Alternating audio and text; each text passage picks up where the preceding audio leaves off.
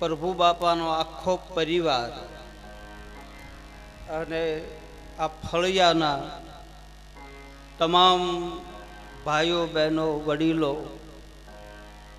અને કામરેજ ગામના તમામ ભક્તજનોને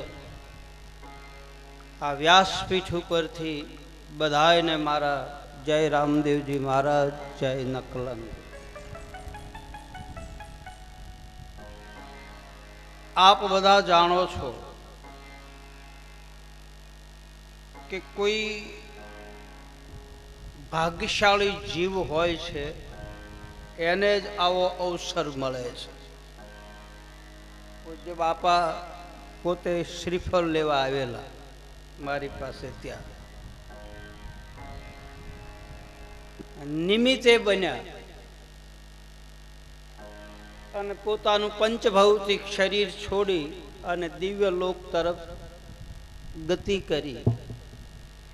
એ આખો પરિવાર બિપિનભાઈ ને એમના ભાઈઓ માડી, મારી કાઠિયાવાડી ભાષા છે એટલે માડી કહું, સમજો છો ને? માડીમાં એટલે અમારે માં કે. એ આખા પરિવારને ધન્યવાદ દેવો પડે.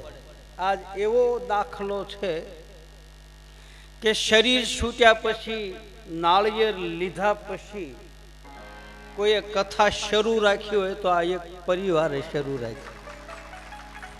નહીં, અમારે કથા કરવી જ છે. નહીતર કંઈક અડચણ આવી જાય તો નાળિયેર મારા આપેલા પડ્યા રહ્યા છે, કથા બંધ રહી છે. પણ આ લોકોએ કથા બંધ રાખી નહીં. ગુરુમુખી જીવ છે બધા, સદગુરુ ચરણના અધિકારી જીવાત્માઓ છે. ઝાંઝરકાની ધારામાં, સંત સવૈયાનાથની પરંપરામાં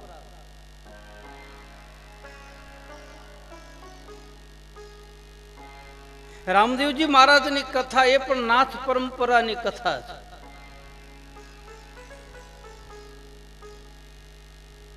બાળીનાથ બાબાની પરંપરાથી આમ તો અનાદિકાળથી આદિનાથની આ પરંપરા છે. એટલે આવા પવિત્ર દિવસે આપ બધાને આ હરિકથા, રામદેવજી મહારાજની કથા સાંભળવાનો મોકો મળ્યો છે, અવસર મળ્યો છે. તો દરેક ભાઈઓ બહેનો આનો લાભ લેજો. પહેલી વાત તો એ, કામ તો આખી જિંદગી કરવાનું છે, કથા વારે વારે આવતી નથી.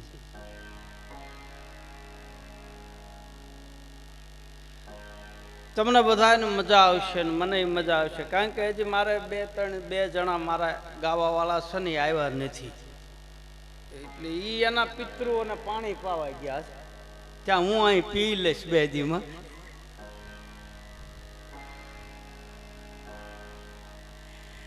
એટલે એક તો સાંજે આવી જાય, એક કાલ આવશે. એટલે ત્યાં માંડ આપણે રાગે પડશું 2 દી, હમા નમા થશું, બધું હરખું કરશું.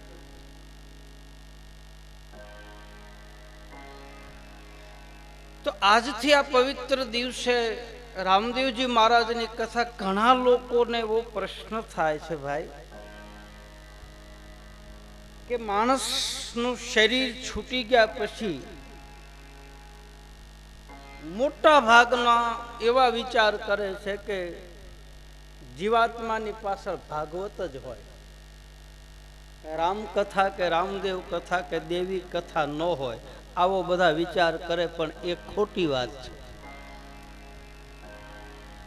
કોઈ પણ જીવની વાસે પાછળ તમે કોઈ પણ હરિભજન કરી શકો. અરે અમારે પોરબંદર સાઈડમાં તો રામદેવજી મહારાજના જેટલા ભક્તો છે ને, એનું 12મું હોય ને તેથી પાઠ હોય છે, તેથી જ્યોતનું જાગરણ હોય છે. ના ઘેરમાં ઘેડમાં 12માના દિવસે અલખ ધણીનો આરાધ કરતા હોય છે. ગત ગંગા મેઘવાળ સમાજની માલપા, રૂખી સમાજની માલપા, કોઈ અલખની ધારાને વરી ગયેલા મહાપુરુષો હજી હાલમાં એના ઘરે 12મું હોય છે તેથી રામદેવજી મહારાજનો પાટ હોય છે. કોણ કહે છે કે વૈયા ગયા હોય એની પાછળ પાટ ન હોય, એની પાછળ જ પાટ હોય, એની પાછળ જ આરાધ થાય છે. ભાગવત કથા થાય એક વાત અલગ છે, આપણે કરીએ જરૂર, એ શાસ્ત્ર પણ ગલત નથી. કદાચ ભાગવત કથાનો આપણે કરવાનો અવસર ન મળે, કદાચ આપણી પાસે સગવડતા ન હોય, આપણે ન કરી શકીએ, તો ગતની ઉપાસના કરનારો પુરુષ આ પ્રભુ બાપા છે એ ગતની ઉપાસના કરતો હતો. એ નિજાર પંથને વરેલો પુરુષ હતો. મારે બહુ જાજો પરિચય નથી, પણ હારો માણસ વયો જાય ને તો જ એટલા બધા ભેગા થાય, નહીતર ભેગા ન થાય. એની કમાણી કરીને ગયો, નકર દાડિયા કરવા પડે, મજૂર કરવા પડે. એની સુવાસ મૂકીને ગયા છે, એ સુવાસની સુગંધમાં ઊંતવે બેઠા છે. મારો તો એક અડધો પોણો કલાકનો જ એની હારે પરિચય હતો, જાજો પરિચય નહોતો. પણ એ તો પગ પડે ત્યાં ખબર પડે ને બાપ કે મીઠપ વાળા માનવી જેથી જગ છોડીને જાય પછી કાગા એની કાણ ઘરો ઘર મંડાય. હારો માણા હોયો જાય ને તેથી એના ઘરના તો રોવે, પણ આખું ફળિયું રોવે, આખું ફળિયું, આખો મોહલ્લો રોવે, આખું ગામ રોવે. કે ન રોવે?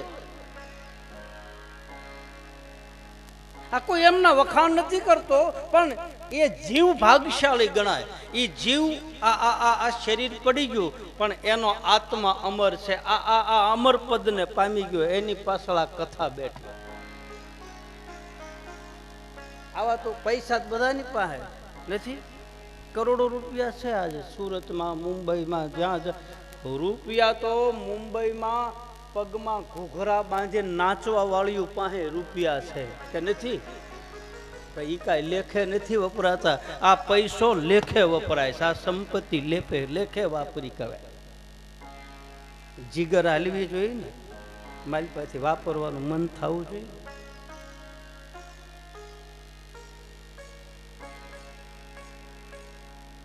રામદેવજી મહારાજની કથા, એનું ચરિત્ર બહુ ગહન ચરિત્ર છે, બહુ ગૂઢ ચરિત્ર છે.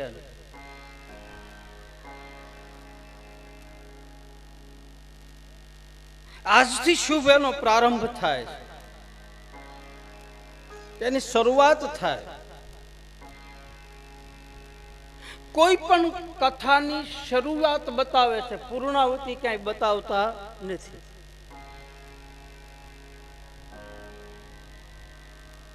રામચરિત માનસની કથા રામાયણની અંદર ગૌસ્વામી તુલસીદાસજી મહારાજ લખે છે કે 4 જગ્યાએ કથા શરૂ થાય છે. એક જ્ઞાનના ઘાટ ઉપરથી, એક ભક્તિના ઘાટ ઉપરથી, એક કર્મના ઘાટ ઉપરથી, એક શરણાગતિના ઘાટ ઉપરથી. શ્રીમદ ભાગવતની કથા પણ 4 જગ્યાએ શરૂ થાય, જેને ચતુર્શ્લોકી ભાગવત કહે.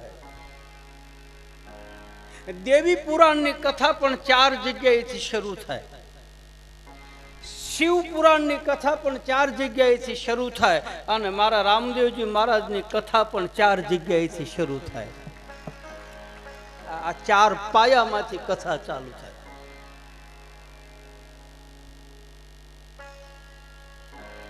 અને આપણા પદાર્થ કેટલા? 4: ધર્મ, અર્થ, કામ અને મોક્ષ. આ ધર્મની કથા છે, આ અર્થની કથા છે, આ કામનાઓની કથા છે. કામનાઓ એટલે ઈશ્વર પ્રત્યે જેને કામનાઓ જાગૃત થાય એ કામનાઓની વાત. બાકી સંસારના વિષયોની કામનાની વાત નથી. પરમાત્મા પ્રત્યે મળવાની જેને જિજ્ઞાસા થાય એ પણ એક જાતની કામના છે. ભગવાનને મળવું છે ને એની ભક્તિ કરવી છે ને એનું નામ લેવું છે ને એ માલપાની કામનાઓ, જેમ સંસારના વિષયોની કામનાઓ હોય છે એવી જ રીતે ભક્તને પણ આ કામનાઓ હોય છે કે મારે પ્રભુનું કાર્ય કરવું છે, મારે હરિગુણ ગાવા છે, મારે કીર્તન કરવા છે, મારું ભજન કરવું છે, મારે સેવા કરવી છે, મારે આ એક જાતની કામનાઓ. અને એ હરિ કૃપા કરે તો જ કામનાઓ તૃપ્ત થાય, નહીંતર કામનાઓ તૃપ્ત થતી નથી. એને સંતો અને મહાત્માઓ કહે છે કે મમતા મરે નહીં, એનું મારે શું કરવું. કામનાઓ કોઈની તૃપ્ત નથી થાય છે કોઈની કામનાઓ તૃપ્ત? હા, જે પરમાત્માનું ભજન કરે, જે પરમાત્માના ચરણમાં બેહી જાય, એ જ જીવની કામનાઓ તૃપ્ત થાય છે. બાકી સંસારના વિષયો કોઈ દિવસ કામનાઓની તૃપ્તિ થતી નથી. આમ કરી લો, આમ કરી લો, આમ કરી લો, આમ એક કામ પૂરું થાય ત્યાં કે બીજું કરું, બીજું પૂરું થાય ત્યાં કે ત્રીજું કરું. 60 વર્ષ 70 વર્ષ સુધી નકરા ઢહડા જ કરે. અમારી ભાષામાં નકરું આમ આમ રાત ને દી તૂટ્યા જ કરે, તૂટ્યા જ કરે, તૂટ્યા જ કરે.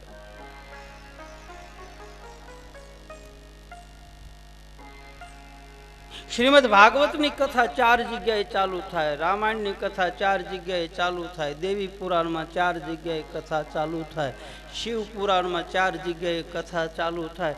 દરેક શાસ્ત્રોમાં 4 જગ્યા ઉપરથી 4નો આંકડો મહત્વનો છે. શ્રીમદ ભાગવતમાં પણ કહે છે કે આ ધર્મના 4 ચરણ છે: સત્ય, દયા, દાન અને તપ. રામદેવજી મહારાજની કથા એ સત્યની કથા છે. રામદેવજી મહારાજની કથા એ ધર્મની કથા છે. રામદેવજી મહારાજની કથા એ દાતાની કથા છે. એ પીરાયની, દાતા એટલે પીરાય, એ પીરની કથા છે. અને રામદેવજી મહારાજની કથા એ તપસ્યાની કથા છે.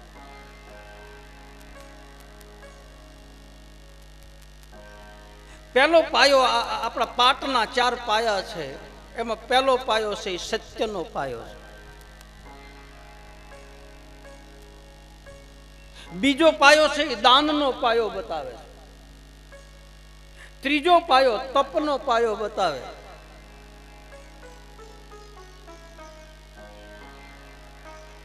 અને ચોથો પાયો છે એ પરમાત્માના ચરણાગતિનો પાયો બતાવે છે. હરિના ચરણમાં બેસી, અલખના અંજવાળે બેસી અને આ 4 પદાર્થને પ્રાપ્ત કરી અને જીવને તૃપ્તિ મળે. અને જીવને તૃપ્તિ મળે તો આ જીવને ગતિ મળે. એને કહે છે એમ ગતિમાં ભળ્યા, એને કહે છે એમ ગતિ ગંગામાં ભળ્યા. ગત એટલે મતિ થાય, ગત એટલે બુદ્ધિ થાય. જેની બુદ્ધિ સાત્વિક થઈ જાય, જેના વિચારો શુદ્ધ થઈ જાય,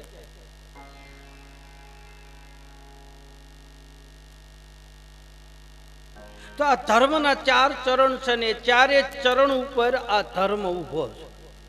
જેને સત્ય સનાતન ધર્મ કહે, જેને જૂનો ધર્મ કહે, જેને વૈદિક ધર્મ કહે, જેને આદિ ધર્મ કહે, જેને નિજાર ધર્મ કહે, જેને બીજ ધર્મ કહે અને જેને મહાધર્મ પણ કહે છે. આ ધર્મના જુદા જુદા નામ છે. ધર્મ તો એક છે, એના પાયા જુદા જુદા છે, પણ એ પાયાનું જોડાણ તો ધર્મની હારે છે.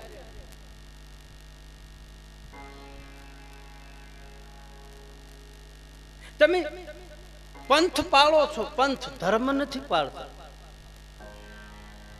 કોઈ કહે અમે સ્વામિનારાયણ ભગવાનનો ધર્મ પાળીએ છીએ, કોઈ કહે અમે માતાજીનો ધર્મ પાળીએ છીએ, કોઈ કહે અમે રામાપીરનો ધર્મ. ના, ધર્મ નહીં, તમે એ પંથ પાળો છો. બાકી ધર્મ કોઈ દે 2 ન હોય, ધર્મ તો એક જ હોય. એક જ ધર્મ. કબીર કુવા એક હૈ, પનહારી અનેક, બર્તન સબસે ન્યારે ભયો, પાની સબ મેં એક. સતનામ સાહેબ કહે છે કબીર. કે ધર્મ તો એક છે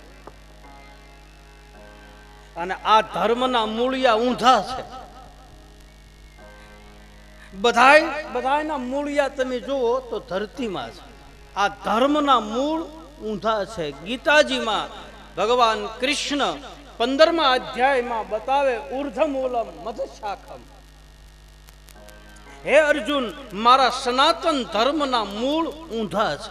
એની ડાળું નીચે મૂળ ઊંધા છે.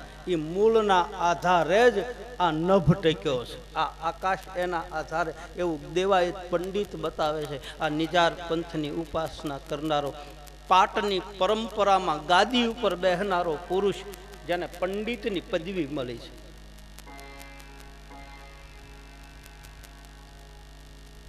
થંભવીન ઠેરાયો આસમાન, ગુરુ તારો પાર ન પાયો. પૃથ્વીના માલિક તમે રે તેરા અને અમને તારજો. શોભાજીનો શેલો પંડિત દેવાયત બોલ્યા, ગુરુ તારો પાર ન પાયો. આ ધર્મના મૂળને, આ નભને ઠેરાવનારું કોઈ હોય તો એ છે ધર્મના મૂળ. બાકી બધાયના મૂળિયા છે ને નીચા, અને નીચે મૂળિયા હોય ને એ ખભળે, બાકી ઊંચા મૂળિયા હોય ને એ કોઈ દિવસ ખભળતા નથી. બધું થાય પણ ધર્મ કોઈ દી મરતો નહીં. ધર્મ અકબંધ છે. કોઈ મંદિર તોડે, કોઈ મસ્જિદ તોડે, ગમે એમ કરે. અરે પણ મારા ને તમારા હૃદયની માલપા રહેલો જે ધર્મ છે એ ધર્મની ભાવના કોઈના બાપની તાકાત નથી કોઈ તોડી શકે. ધર્મ તો ભીતરમાં, કારણ કે એના મૂળ ઊંધા છે. એ એના મૂળ આકાશમાં છે અને આકાશનો કોઈ દી પાર આવ્યો નથી. ધરતીના તળિયા લઈ લે માણસ, ખોદાણ કરી કરીને 2,000 ફૂટ ડાર કરે, બોરિંગ કરે, રિંગ કરે તો 2,000 5,000 ફૂટ બોરિંગ કરે. ધરતીનું કદાચ તળિયું આવી જાય, દરિયાનું કદાચ તળિયું આવી જાય, પણ હજી સુધી કોઈ એવો વ્યક્તિ નથી થયો કે જેણે આકાશનું તળિયું લીધું હોય. એવી કોઈ ફૂટફટ્ટી થઈ નથી કે આ આકાશ એટલા ફૂટ લાંબુ છે, એટલા ફૂટ પહોળું છે અને એટલા ફૂટ અહીંથી ઊંચું છે. એવું હજી સુધી કોઈએ કીધું. તમને કદાચ ક્યાંક ખબર હોય તો કહેજો, મને ખબર નથી કે મેં ક્યાંય સાંભળ્યું નથી. હા, સંતોએ બતાવ્યું છે કે 2 લાખ યોજન દૂર હે ચંદ્રમા. 2 લાખ યોજન અહીંથી ચાંદો દૂર છે. એવું નારાયણ સ્વામી એક ભજન ગાય છે. એ ભજનની માલપા બતાવે, રેન પડે જબ રોવે ચકવી 2 લાખ યોજન દૂર હે ચંદ્રમા. કવિ કાલિદાસ ભગવતી મહાકાળીની ઉપાસના કરનારો પુરુષ, એને ચંદ્ર અને ચકોરી નામનું જે કાવ્ય લખ્યું, એ કાવ્યની માલપા બતાવે કે ચાંદો 2 લાખ યોજન દૂર છે. સંતોએ કહી દીધું, અનુમાન કર્યું, બાકી પૂરેપૂરું જાણ્યું નથી. તો આવા સનાતન ધર્મની કથા, એ આ દરેક કથાઓ ધર્મની કથા. સત્ય સનાતન. અક્ષર કેટલા થયા? સનાતન 4 અક્ષર થયા ને. રામદેવજી મહારાજનું નામ કેટલા અક્ષરનું? રામદેવ. 4 અક્ષર થયા ને. એક અક્ષર ઉપર અજુર્વેદ છે, એક અક્ષર ઉપર શ્યામવેદ છે, એક અર્થ ઉપર એક અક્ષર ઉપર ઋગ્વેદ છે. અજુર્વેદ, શ્યામવેદ, અર્થવેદ અને ઋગ્વેદ. રામદેવજી મહારાજની કથા એ 4 વેદનો સાર છે.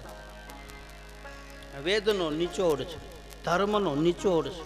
ધર્મનું જે મૂળ તત્વ છે એ તત્વ રામદેવ કથાની માલિકા આપ્યું છે.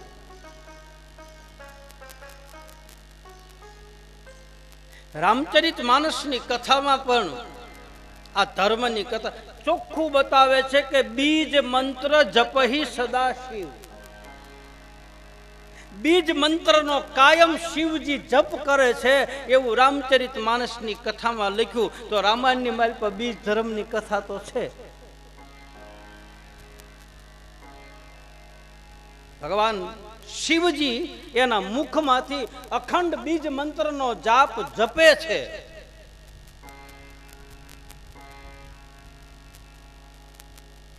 દેવી પુરાણમાં આ કથા છે.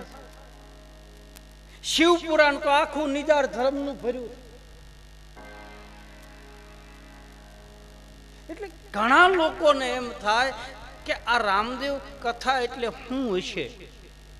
ભાગવતની કથા, શિવ કથા, દેવી પુરાણની કથા, 18 પુરાણની કથા, તો આ રામાપીરની કથા એટલે શું હશે?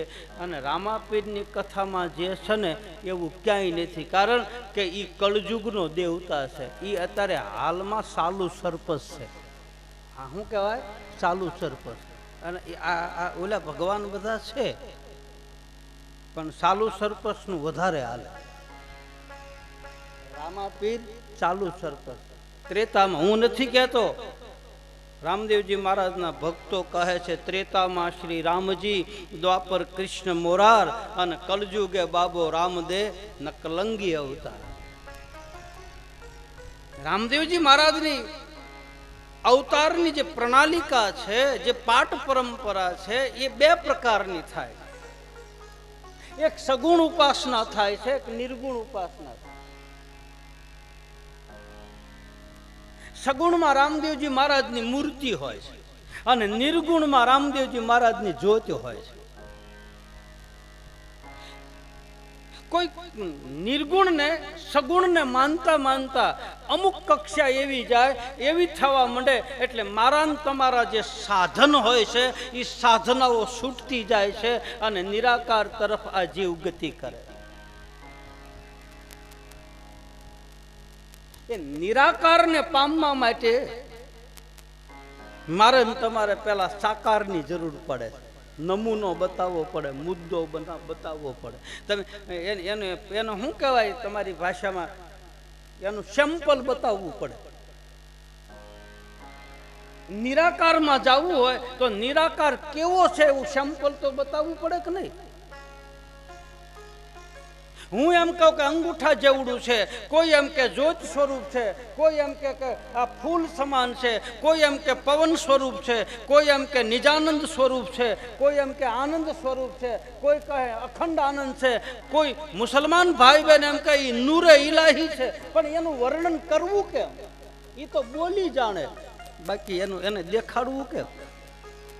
દેખાડવા માટે સગુણ ઉપાસના જરૂરી છે કે આ આવો છે, આ 2 હાથ વાળો છે કે 4 હાથ વાળો છે કે આ ચતુર્ભુજ રૂપે છે. એને મોટા મોટા સંતો, મોટા મોટા મહાપુરુષો પ્રથમ એને સગુણ ઉપાસના કરી અને સગુણ ઉપાસના કર્યા પછી ધીરે ધીરે નિરંજન નિરાકારમાં ગયા છે. ડાયરેક્ટ તમે નિર્ગુણમાં ન જઈ શકો, ત્યાં જાતા વાર લાગે. ત્રાંબાના સિંહાસન ઉપર ભગવાનને બેહારીને પૂજા કરી. એ વખતે 9 કરોડ જીવાત્મા ભવસાગર તર્યા. 9 કરોડ એટલે 9ધા ભક્તિ કહેવાય. 9ધા ભક્તિ પ્રાપ્ત થઈ ગયા પછી પરમાત્માની શરણાગતિ નજીક હોય, પછી પ્રાપ્તિ થાય. પહેલા યુગમાં હાથીને દોરીને લાવ્યા, બીજા યુગમાં અશ્વને દોરીને લાવ્યા, ત્રીજા યુગમાં ગાયને દોરીને લાવ્યા. ગાય એટલે વાસના થાય, વાસના.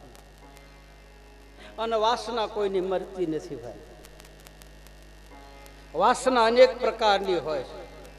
કોઈને સંપત્તિમાં વાસના હોય, કોઈને ઘરમાં વાસના હોય, કોઈને દીકરામાં વાસના હોય, કોઈને ગાદીમાં વાસના હોય, કોઈને સ્ત્રીમાં વાસના હોય, કોઈને પુરુષમાં વાસના હોય, કોઈને દીકરાના ઘરે દીકરા થાય એમાં વાસના હોય. અને એ વાસના એટલે વૃત્તિ, ચિત્તની વૃત્તિ જ્યાં સ્થિર થઈ ગઈ હોય એ જગ્યાએ પાછો અવતાર લેવો પડે છે, આવું ભાગવતકાર કહે છે.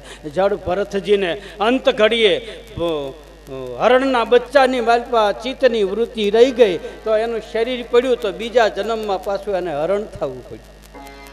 એટલે કહે છે ચિત્તની વૃત્તિ સરળ ચિત્ત રાખી તમારે નિર્મળ રહેવું પાનભાઈ. ગંગા સતી પાનભાઈ કહે છે કે ચિત્તની વૃત્તિને પરમાત્માની અંદર જોડી દેવી. સરળ સ્વભાવ નમન કોટિલાએ સરળ સ્વભાવ નમન કોટિલાએ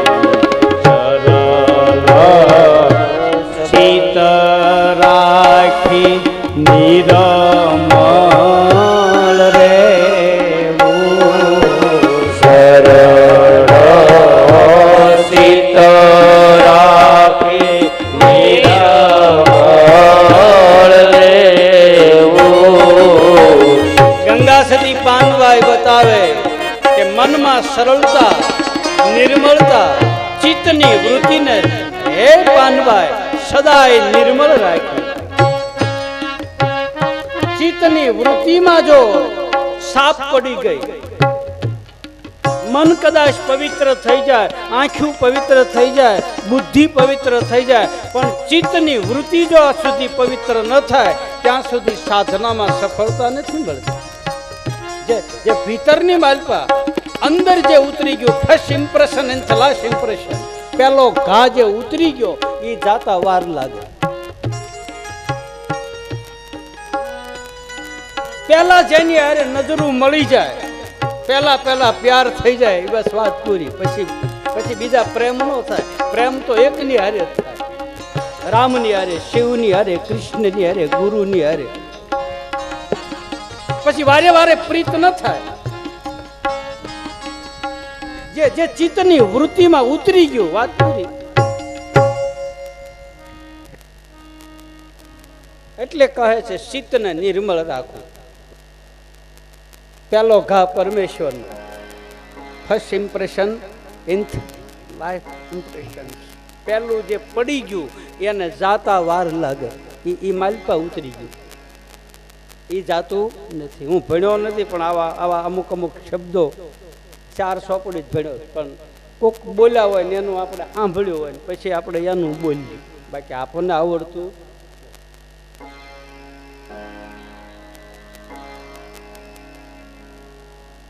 નથી. આવડતું એનું કારણ કે પાછો હાવ એમ નથી, પણ થોડું ઘણું આવડતું હોય. તમારે એમ ન માની લેવું કે આ હાવ આમ છે. થોડું ઘણું આવડતું હોય, અને થોડું ઘણું બધાને બધું નથી આવડતું, બધાને પૂરેપૂરું આવડતું નથી. બધાને કાંઈક ને કાંઈક ખામી તો હોય છે. મારામાં ખામી ને તમારામાં ખામી. પૂર્ણ હારો તો પીર રામદેવ, પરિપૂર્ણ તો દ્વારકા વાળો, અને પરિપૂર્ણ વાળો મારો 12 બીજનો ધણી. એ હોળે હોળ કળા લઈને આવ્યો, એના સિવાય કોઈ પરિપૂર્ણ છે. પૂરણ હારો પીર રામો, અમારો અરજી પાઠી લખે છે. સંતોનો સમરથ ધણી, પૂરણ હારો પીર રામો. પૂર્ણ પુરુષોત્તમ જેને કહે છે ભગવાન કૃષ્ણ સ્વયં. અને પૂનમના અંજવાળા જેટલું તેજ હોય ને એ જ પરિપૂર્ણ થઈએ કે બાપ. જેના અંજવાળા અધૂરા હોય ને એ પૂરો થઈ શકતા નથી. પૂનમનો ચાંદો જ પૂરો કહેવાય. એટલે જ પૂનમનું માધ્યમ છે. એટલે જ પૂનમને પૂજા કરાય. એટલે બીજની પૂજા થાય. બીજથી શરૂ થાય પૂનમે પોગી જવું. બસ 15 દી અંજવાળાના 15 દી અંધારિયાના. અંધારું આવે ને ત્યાં પછી પૂનમ આવે. અંધારું આમ તો ગણો ને તો ચાંદો 11 સુધી તો અંધારામાં ઉગે. દશમ 11 સુધી તો ચાંદો ઉગે. પછી છેલ્લા 4 દી હોય ને તારે જ અંધારું આવે. સવારામ બાપો કહે છે એ 14 શીતળું ચડ્યું મારું સકડોળે, એ ત્યાં તો અચિંતાનું થઈ ગયું મારે અંજવાળું. 14 આવે ને અંધારું થયું. ત્યાં તો પૂનમના સૂર્યનારાયણે શેરડા કાઢ્યા ને ત્યાં તો મારા ભીતરની માલપા અંજવાળું થઈ ગયું. અને અંજવાળું થઈ ગયું પછી મારા ભીતરમાં કોઈ દે અમાહની રાત આવી જ નથી. કારણ કે કાયમ દીવા જગે, કાયમ દિવાળી, કાયમ દિવાળી. છેલ્લા 3 દિવસ હોય ને એ વખતે જ અંધારું હોય. 11 થી અંધારું ચાલુ થાય, 12, 13 અને 14. બાકી દશમ સુધી તો ચાંદો અંધારામાં ઉગે, પણ મોડો ઉગે. બાકી ઉગોય ખરો. અંધારાના તો 3 દિવસ હોય. 3.5 દિવસના જ અંધારા હોય. અને 3.5 દિવસના એ અંધારામાં કોઈક જાગી જાય ને એના જીવનમાં આખી જિંદગી જાગી ગયો ગણાય. એ 3.5 કલાકમાં જ સૂતો હોય. 3.5 ઘડી જ સૂતો હોય. 3.5 દિવસ જ સૂતો હોય. બાકી તો 24 કલાક જીવ જાગતો હોય. એ જે 3.5 દિવસમાં સૂતેલો છે એને જગાડવા માટેની આ કથા છે. એને જગાડવા માટેની નિજાર ધર્મની કથા છે. એને જગાડવા માટેની આ બીજ પૂનમના વ્રતની કથા છે.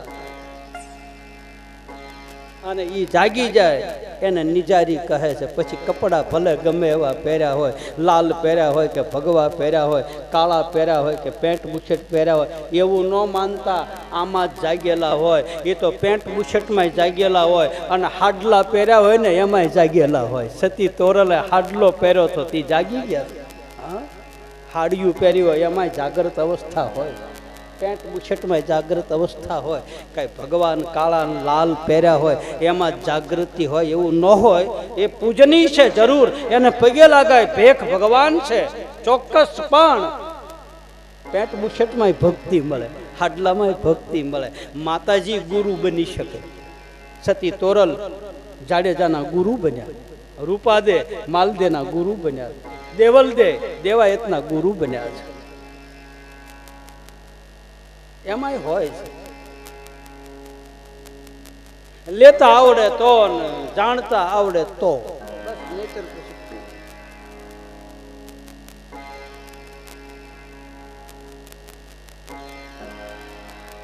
વાસના કોઈની મરતી નથી.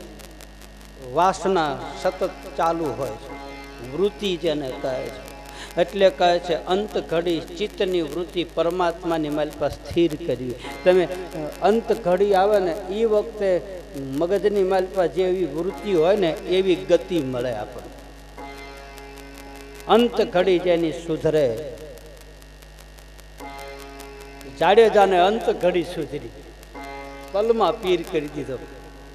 હા, નાવ લઈને જાય છે તો એ નાવ એટલે દરિયો હોય કે ન હોય, નાવ હોય કે ન હોય એની ખબર નથી. પણ સંતો અને મહાત્માઓ બતાવે કે જેસલ જાડેજાને હામા કાંઠે જવું હતું. હામા કાંઠે એટલે ભવસાગર તરવું હતું.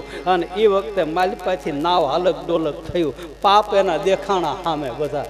અને પછી સતી તોરલે ની પાસે હાથ જોડીને કીધું કે હે દેવી, હવે મને ઉગારો, મારે શું કરવું? હવે મારા માલિપાથી હળવું કેમ થવું? હામા કાંઠે કેમ જવું?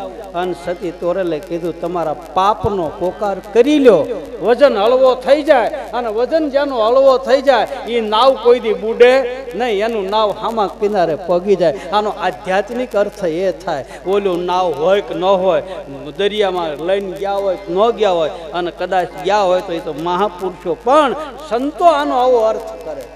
જેસલ એટલે જીવ થાય, તોરલ એટલે સંત થાય. આ દરિયો એટલે આ મહાસાગર છે અને આ જીવ આની માલપા આ શરીર રૂપી નાવ લઈને બેઠો છે. અંત ઘડી આવે ત્યારે બધાને વાવાઝોડા થાય. એ બોલ્યા જેસલ એ પીર સતી રાણી, બોલ્યા જેસલ પીર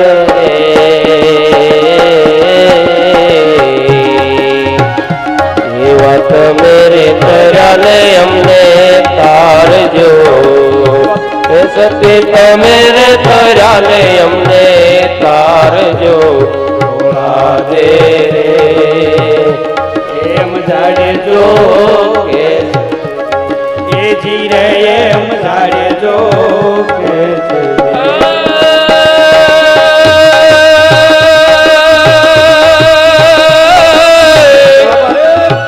પાપ તારું પોકાર જાડેજા, પાપ તારું પોકાર રે.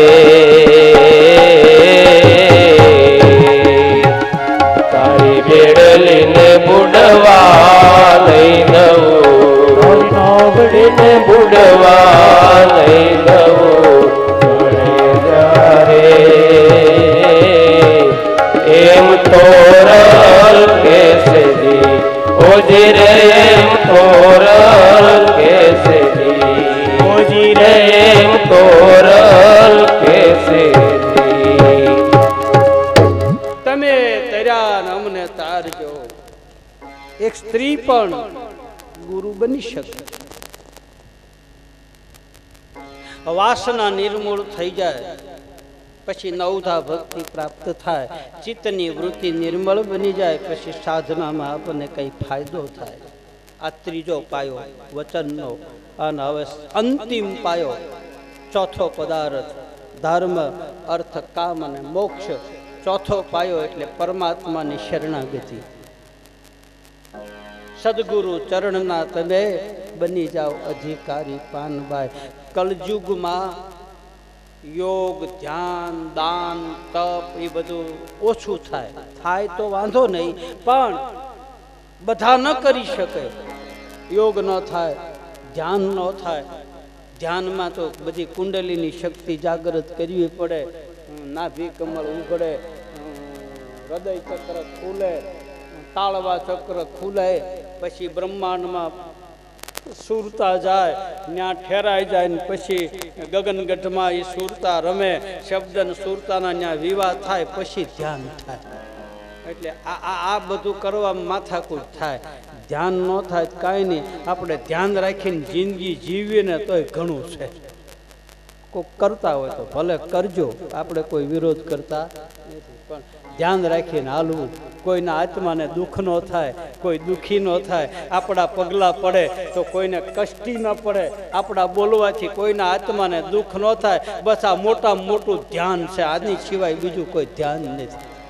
જોઈ જોઈને વરીએ વાતું, જોઈ જોઈને બોલવું. કોઈ દુઃખી ન થાય. કોક દુઃખી થતા હોય તો એના દુઃખમાં ભાગ લેવો.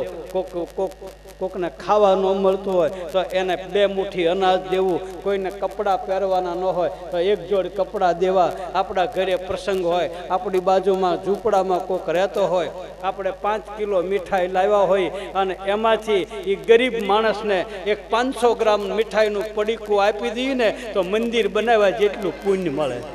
આની સિવાય બીજું ક્યાંય ધ્યાન નથી. હું તો આવું માનું. મારા રામા પીરે ઈ જ બતાવ્યું છે. દીન દુખિયા, ગરીબ ગુરબાન, રક્તપીતિયા, કોઠિયાઓને મારા રામા પીરે ચરણમાં લીધા. એને પોતાના બનાવ્યા કે તમે મારા સમાજ ધૂતકારે એને ભગવાન ચરણમાં રાખે. એ જ હાસું. બાકી બીજું હું હાસું?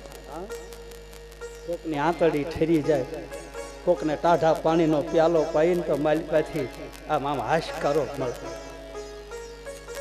પાણી પાયાના 5 પોઈન્ટ, છાશ પાયાના 6, અન્ન ખવડાવવાના અનેક, મનનો પોસવાય તો. તમારે ઘરે જમવા લઈ ગયા હોય ને તમે ડોળા કાઢીને લાડવા દેતા હોય તો એ લાડવો ગળા હેઠે ઉતરે? સાચું કહેજો. તમારે જમાડવા જ છે, તમારે ખવડાવવું જ છે તો પછી રાજી ખુશી જ ખવડાવો ને. આંખ્યું બગાડ્યું કાઢવી, દાજમાં લોટ બાંધવાન, એવું કોને કીધું? હા, આપણે આપણે ખવડાવવું જ છે, આપણે આપવું જ છે, તો પછી રાજી ખુશી દાંત કાઢતા કાઢતા ન આપ્યું.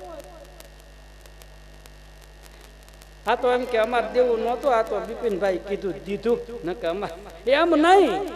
મનડું માને ત્યાં જઈને મળીએ, સતી તોરલ કે કાલાથી વણજું ન કરીએ. આપણો માયલો માને, આપણું મન માને, અને આપ્યા પછી કોકને ખવડાવ્યા પછી કોકને દીધા પછી આપણે સાચી ઉપર હાથ રાખીને ઘરે સૂતા હોય તો આપણને નિરાતે ઊંઘ આવી જાય તો સમજી લેજો કે આપણે આપ્યું પરમાણ, શાંતિ મળે. ના ના, અમે લેખે દીધું, અમે કોકના દુઃખ ભાંગ્યા.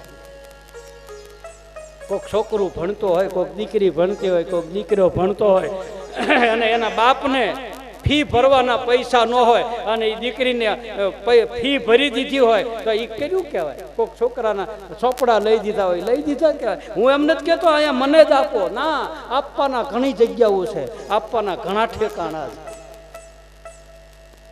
કોકે એવું બાળક દુઃખી થતું હોય, એના માવતરને દવાના પૈસા ન હોય તો સાના માના ચૂપચાપ 5 રૂપિયાની દવા લઈ દે, એને મદદ કરી દે. એ મંદિર બનાવ્યા જેટલા પૂન છે. મારા રામદેવજી મહારાજે આવા જ કામ કર્યા, બાકી એક કામ કર્યું નહીં. આવા જ કામ કર્યા. સોનાની દ્વારકાથી દરિયામાં બુડાડી દીધી. હજી ટબકલા હાટું આપણે બધા બાંધતા હોત, અત્યારે લાઈનમાં ન્યા બેઠા હોત કે આપણને મળી જાય, આપણને મળી જાય. આખી સોનાની દ્વારકા છોડી રે દીધી રે વાલે, છોડી રે દીધી સોનાની દ્વારકા, છોડી રે દીધી વાલે, સોનાની દ્વારકા, છોડી રે દીધી. છોડી દીધી રે વાલે, છોડી રે દીધી સોનાની દ્વારકા, છોડી રે દીધી વાલે, સોનાની દ્વારકા, છોડી રે દીધી.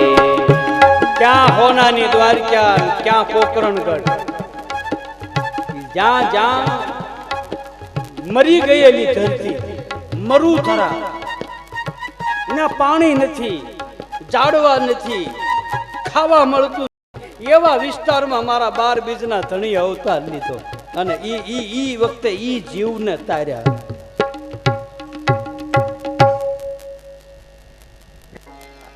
એને કર્યું છે કામ. ચિત્તની વૃત્તિ મરી જાય બસ.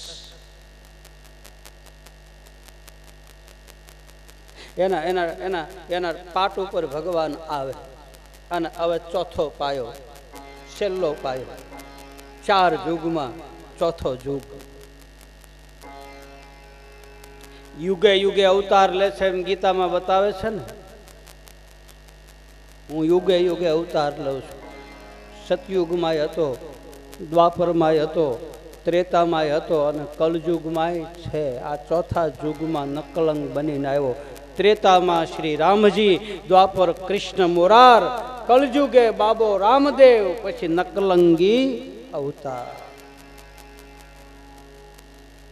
ચોથા યુગની માલપા બલિરાજાએ પાઠ માંડ્યો છે. બલિરાજા એટલે આ જીવ પણ થાય. જીવને બળ હોય, સત્તાનું બળ હોય, સંપત્તિનો બળ હોય.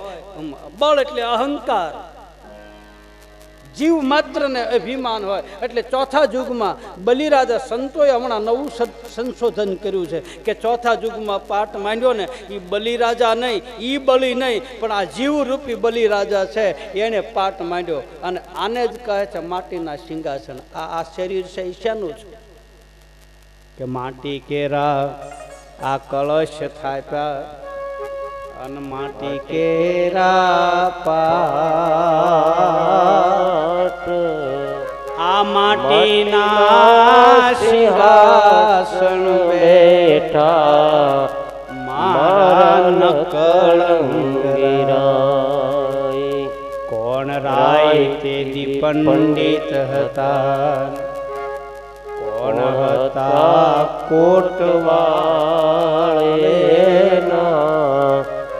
કોણ હતા કોટવાળ. એ કોણ લાવે ગુરુની પૂજા, કોણ લાવે ધા. ગોરખનાથ બાબા તેથી પંડિત હતા અને કાળ ભૈરવ કોટવા. કાળ ભૈરવ એટલે મૃત્યુ, કાળ. આ માટીના સિંહાસન ઉપર ભગવાન બેઠો તો કાળ તો આવવાનો. કાળ ભૈરવ કોટવાલ આખા જગતની માલપા કાળ ઘૂમે. કોટવાલ એટલે ફર્યા કરે. કાળના નગારા માથે વાગ્યા નથી કહેતા, કાળ ફર્યા કરે આ જગતની માલપા. તમે ગમે ના વયા જાઓ, તમે અમેરિકા વયા જાઓ, લંડન વયા જાઓ, અરે ધરતીના હાથ પાતાળ વીંધી અને તમે હાથમાં પાતાળની માલપા બેસી જાઓ, ખાવાનું બદલાઈ જાય, વેશ બદલાઈ જાય, કદાચ વાણી બદલાઈ જાય, કદાચ ફૂવાનું બદલાઈ જાય, વાતાવરણ બદલાઈ જાય, દી ઉગતો હોય એમાંય ફારફેર થાય, રાત પડી જાય, બધું ફારફેર થાય, પણ કાળમાં ફારફેર નહીં થાય. મોત તો અમેરિકામાં આવે કે ન આવે? એ તો લંડનમાં આવે, એ તો પાતાળમાં જ આવતો ને. હા, ખાવા પીવામાં ફારફેર થઈ જાય, દિવસ ઉગવામાં ફારફેર થઈ જાય, આથમવામાં ફારફેર થઈ જાય, સમય પરિવર્તન થઈ જાય, વેશ પરિવર્તન થઈ જાય, ભોજન પરિવર્તન થઈ જાય. બાકી કાળ તો કાળનું પરિવર્તન થતું નથી. ત્યાં લખાઈ ગયું 60 વર્ષે આનું મોત થવાનું, એટલે 60 વર્ષે પૂરું. જય શ્રી કૃષ્ણ. એમાં કાંઈ હા એક ઘડીની વાર લાગે નહીં. પછી આપણે એમ કહીએ રોકાઈ જાવ ને, ઘડીક રોકાઈ જાવ ને, તો કાંઈ એમાં કોઈનું હાલે નહીં. હંસલાલો ને એ હવે મોતીડા